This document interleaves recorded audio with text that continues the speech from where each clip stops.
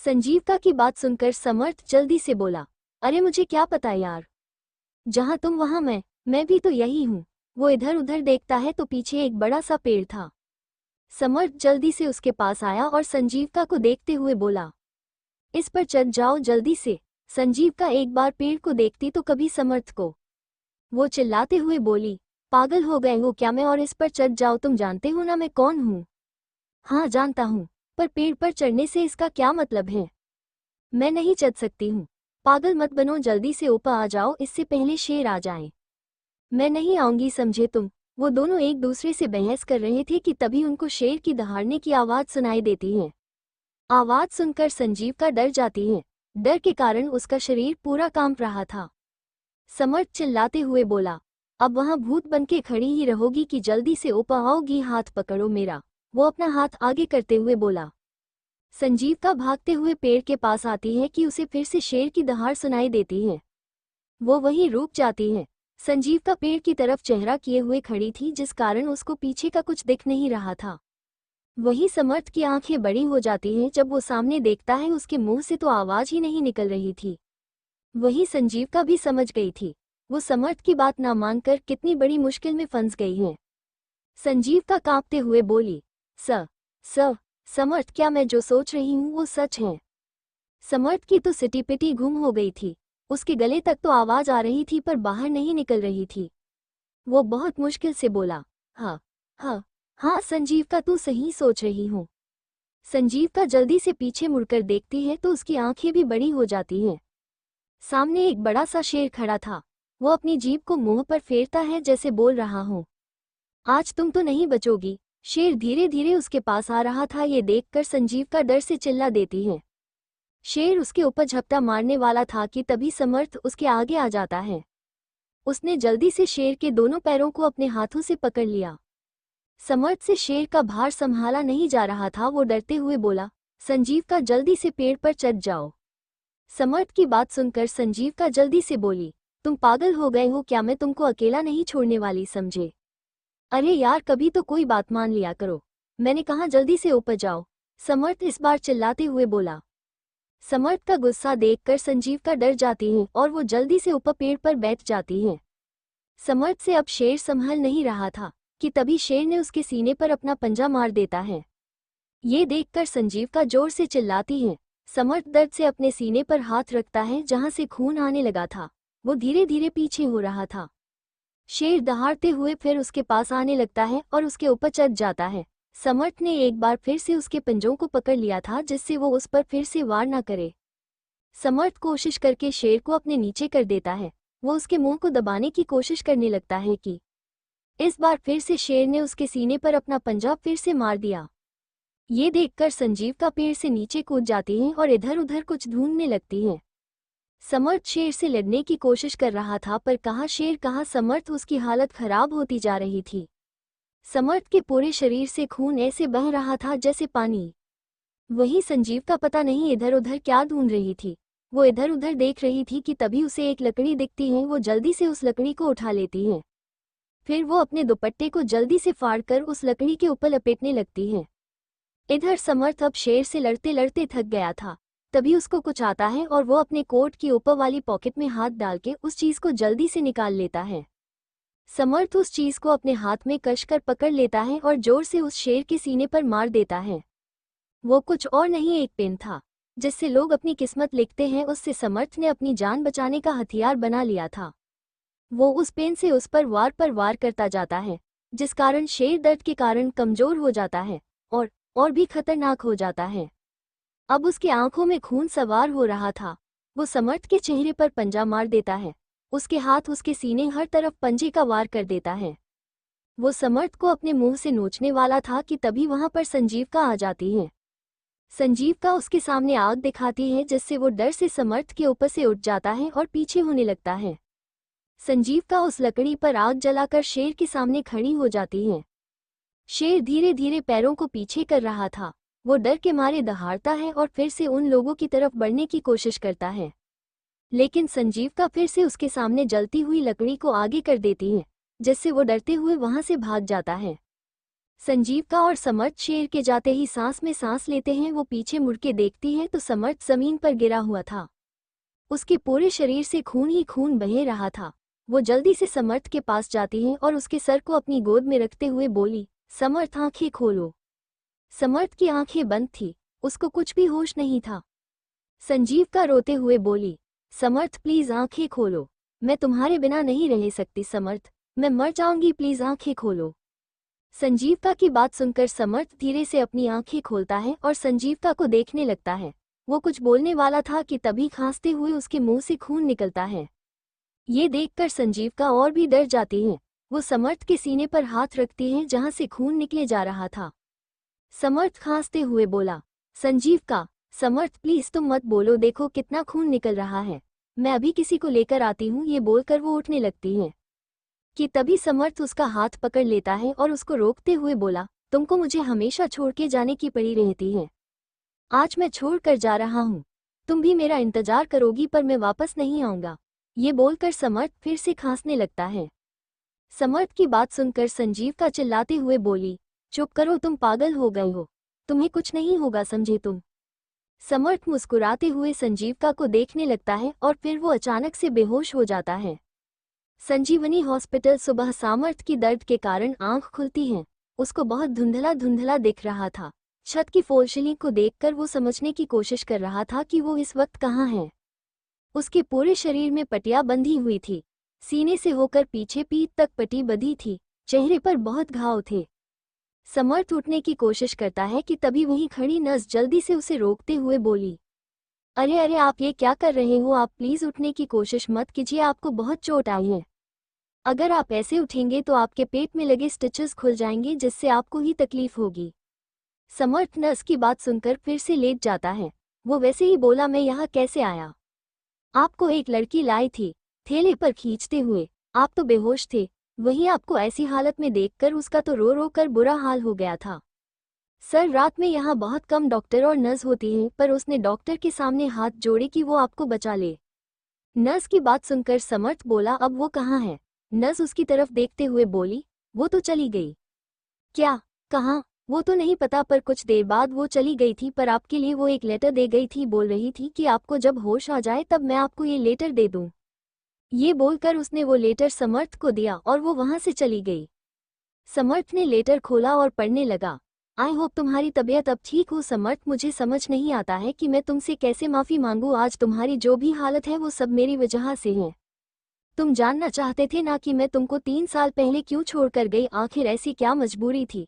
बहुत से सवाल हैं ना तुम्हारे मन में मेरे लिए, तो आज मैं तुमको सारे सवालों के जवाब देने जा रही हूँ।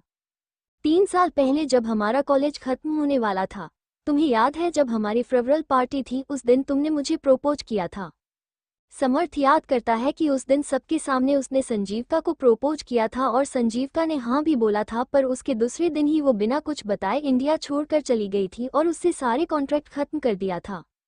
समर्थ फिर से लेटर पढ़ने लगता है। अगर तुम्हें सब याद है तो तुमको ये भी याद होगा कि तुम्हारे प्रोपोज करने के बाद तुमको दिव्यांश भाई ने बुलाया था, जिस कारण तुम पार्टी छोड़कर चले गए थे। उसी के बाद मेरी बर्बादी शुरू हुई थी। समर्थ आगे पढ़ने लगता है। इधर ईशाना जल्दी से तैयार होकर अपने काम के लिए निकल जाती है। ईशाना जब थिएटर आती है तो वहां सब अपने काम में लगे थे। ईशाना बिना किसी से कुछ बात किए चेंजिंग रूम में आ जाती है और कुछ देर बाद चेंज करके वो बाहर आती है। ईशाना अपने सीट पर बैठ जाती है। कुछ देर बाद उसके पास आज के सीन और एपिसोड की स्क्रिप्ट आ जाती है। वो स्क्रिप्ट पढ़ने लगती है, तभी वहां पर चैतन्य भी आ जाता है और उसके बगल में बैठ जाता है। ईशाना उस पर कोई ध्यान नहीं देती है और अपनी स्क्रिप्ट पढ़ती रहती है। चैतन्य ईशाना से बात करके की कोशिश करते हुए बोला, ये आज जो सीन है उसकी स्क्रिप्ट है। ईशाना उसकी तरफ देखते हुए बोली, जी। इतना बोलकर वो फिर से स्क्रिप्ट पढ़ने लगती है। तो आपको पता है आज कौन सा सीन है, क्या करना है? चैतन्य उसकी तरफ देखते हुए बोला, जी हमें पता है, तो आप इस सीन को कर लेगी, करना होगा।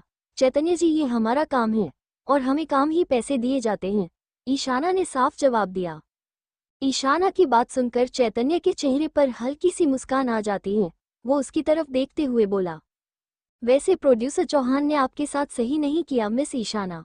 प्रोड्यूसर चौहान का नाम सुनते ही ईशाना अपने ख्यालों में खोते हुए बोली, जी आपने सही कहा। जी कुछ कहा आपने? चैतन्य ना समझी में बोला। उसने ईशाना की बात नहीं सुनी थी। जी कुछ नहीं।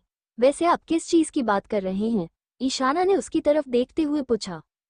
प्रोड्यूसर को आपको हीरोइन बनाना चाहिए था। कहीं आपने इतनी सुंदर हीरोइन को विलेन बनते देखा है? ईशाना समझ गई कि ये बंद उसके साथ फ्लर्ट कर रहा है। वो मुस्कुराते हुए बोली, लोग जितने सुंदर होते हैं ना मिस्टर चैतन्य, उतने ही वो खतरनाक भी होते हैं, इसलिए जरा उनसे बच के रहना। ईशाना की बात सुनकर चैतन्य हंसने लगता है। वो बोलता है, अच्छा आपने हमारे फिल्म की हीरोइन से मिली है? नहीं, अभी तक तो मौका नहीं मिला उनसे मिलने का। ईशाना पढ़ते हुए बोली, मैंने सुना है हमारी फिल्म की जो हीरोइन है ना, वो पूरे किंग और मोस्ट बैचलर लड़के मिस्टर दिव्यांश कपूर की गर्लफ्रेंड हैं। चैतन्य की बात सुनकर ईशाना की आंखें हैरानी से बाहर हो जाती हैं। वो हैरानी से बोलती है, क्या ये सच है? हाँ मैंने सुना है। हमारे फिल्म की जो है हीरोइन मल्लिका सहगल, वो हमारे फिल्म की प्रोड्यूसर की भांजी है। सुना है कि उसके भाई सम्राट सहगल के अंडरवर्ल्ड से कांटेक्ट है। क्या नाम लिया आपने? सम्राट सहगल? ईशाना घबराते हुए बोली, जी क्यों, आप जानती हैं क्या उन्हें? उन्हें कौन नहीं जानता है। उन्होंने ने ना जाने कितनी लड़कियों की जिंदगी आबाद जो की हैं।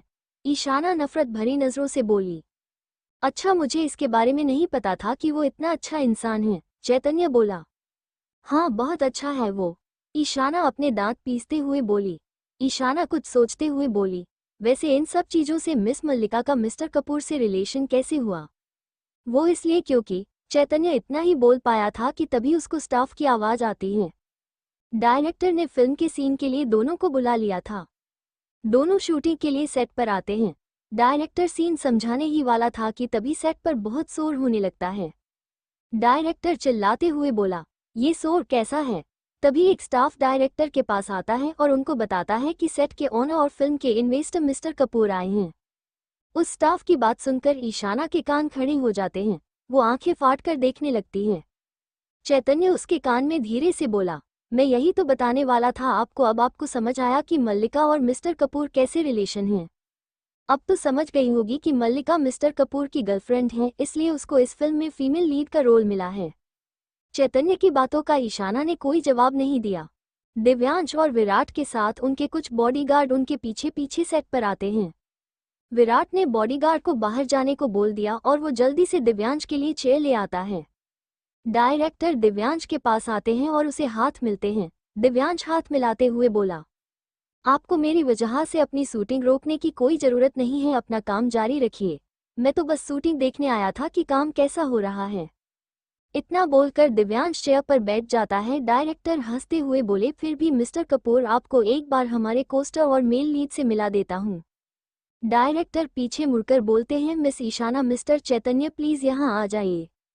ईशाना का नाम सुनते ही दिव्यांश हैरान हो जाता है, पर वो अपने चेहरे पर कोई भाव नहीं लाता है। ईशाना दिव्यांश के सामने आती है। उन दोनों के चेहरे पर कोई भाव नहीं था। ओ तो ये नौकरी मिली है मैडम को, दिव्यांश मन ही मन बोलता है। मिस्टर कपूर, ये हमारे फिल्म की विलेन और ये फिल्म के हीरो हैं, डायरेक्टर बोलते हैं। ईशाना और चैतन्य दिव्यांश को हेलो बोलते हैं। दिव्यांश तो बस ईशाना को घूरे जा रहा था, उसने कोई जवाब नहीं दिया। ये देखकर विराट बोलता है, ठीक है डायरेक्टर सर, आप शूटिंग शुरू कीजिए। फिर वो दिव्यांश के कान में बोलता है, चीफ, मिस ईशाना को घूरना बंद कीजिए, सबको शक हो जाएगा। इधर मल्लिका को पता चलता है कि दिव्यांश सेट पर आया है। वो भी जल्दी से अपनी वैलेंटिन से सेट पर आ जाती है। इधर डायरेक्टर ईशाना और चैतन्य को सीन समझा रहे थे, वहीं मल्लिका दिव्यांश के पास बैठ जाती है।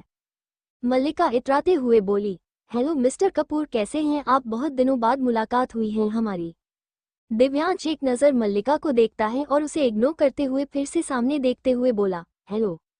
वैसे उस पार्टी के बाद तो आप हमें भूल ही गए मिस्टर कपूर। मल्लिका की बात सुनकर दिव्यांश विराट की तरफ देखता है। विराट समझ जाता है कि दिव्यांश क्या बोलना चाहता है। विराट मल्लिका से बोला, मिस मल्लिका, माफी चाहते हैं पर चीफ की तबीयत ठीक नहीं है, इसलिए वो आज आपके सवालों के जवाब नहीं दे पाएंगे। विराट की बात सुनकर मल्लिका का मुंह बन जाता है। वो चुपचाप बैठ जाती है। वहीं ईशाना और चैतन्य को एक बार का सीन शूट करना था, जिसमें ईशाना को एक अमीर बाप की बिगड़ैल लड़की का रोल करना है। वो पार्टी में एंट्री लेती हैं और ड्रिंक करके डांस करने लगती हैं। तभी किसी बात पर हंगामा करने लगती हैं। हंगामा देखकर उस बार का मालिक चैतन्य वहां आता है। चैतन्य को देखते ही ईशाना उसको पसंद करने लगती है। डायरेक्टर दोनों को सीन समझाते हैं और एक्शन बोलते हैं। ईशाना की एक्टिंग को देखकर दिव्यांश भी एक बार को खुद को तारीफ करने से रोक नहीं पाता है। वो मन में बोला, वैसे कुछ भी बोलो एक्टिंग बहुत अच्छी करती हैं, रोल में पूरा ही चली गई हैं। दिव्यांश के चेहरे पर एक हल्की सी मुस्कान आ जाती है जिसे दिव्यांश के बगल में बैठी मल्लिका भी देखती है और उसकी हाथ की मुट्ठी कस जाती है। सीन खत्म होने के बाद डायरेक्टर कट बोलते हैं और ईशाना और चैतन्य की एक्टिंग की तारीफ करते हैं। डायरेक्टर की खुद के लिए तारीफ सुनकर ईशाना उन्हें थैंक यू बोलता है और ड्रेस चेंज करने के लिए चेंजिंग रूम में चली जाती है। कुछ देर बाद ईशाना ड्रेस चेंज करके आती है। इस बार उसने शॉर्ट मिडी पहनी हुई थी जिसकी लेंथ उसकी थाई तक थी और उसका नेक डीप था, जिस कारण उसकी कॉलर बोनस दिख रहे थे। ईशाना को इस ड्रेस में अनकंफर्टेबल फुल हो रहा था। सब उसे ही देखे जा रहे थे क्योंकि वो इस ड्रेस में बहुत सुंदर लग रही थी। चैतन्य भी एक तक उसे देखे जा रहा था। उसकी आंखों में ईशाना के लिए अलग से फीलिंग्स दिख रही थी। दिव्यांश एक नज़र ईशाना को देखा है और फिर वो उसे पर से नज़र हटा लेता है। इस सीन में मल्लिका का भी रोल था। डायरेक्टर ने तीनों को अपने पास बुलाया और सीन समझने लगे। इस सीन में चैतन्य और मल्लिका साथ में बार में बैठे थे, तभी वहां ईशाना भी आ जाती है और मल्लिका को उसके साथ देखकर उसके गुस्से का पारा बढ़ जाता है। वो ड्रिंक करके स्टेज पर डांस करने लगती है। फिर वो चैतन्य का हाथ पकड़ लेती है और उसको भी स्टेज पर ले आती है। डायरेक्टर ने तीनों को सीन समझा दिया होता है और वो अब शूटिंग शुरू करने वाले थे। वो कैमरे को देखकर एक्शन बोलते हैं। ईशान चैतन्य को स्टेज पर ले आती है और उसके साथ डांस करने लगती है। वही चैतन्य ईशाना की आंखों में खो जाता है। वो भी उसके साथ डांस करने लगता है। वो उसकी कमर में हाथ डालकर उसको खुद के पास सटा लेता है। वही ईशान उसकी गर्दन पर अपनी बाहों की माला डाल देती है। इधर मालिका ये सब देखकर गुस्से से आग बबूला हो रही थी। फिर चैतन्य ईशाना को पलट देता है और उसका सीन ईशान की पीठ से झलकता है, फिर भी उसकी कमर पर हाथ रखे हुए था। दिव्यांश बिना पलके जब कहीं दोनों को डांस देख रहा था कि दिल में एक अलग से दर्द होती है। वो अंदर ही अंदर जल रहा था।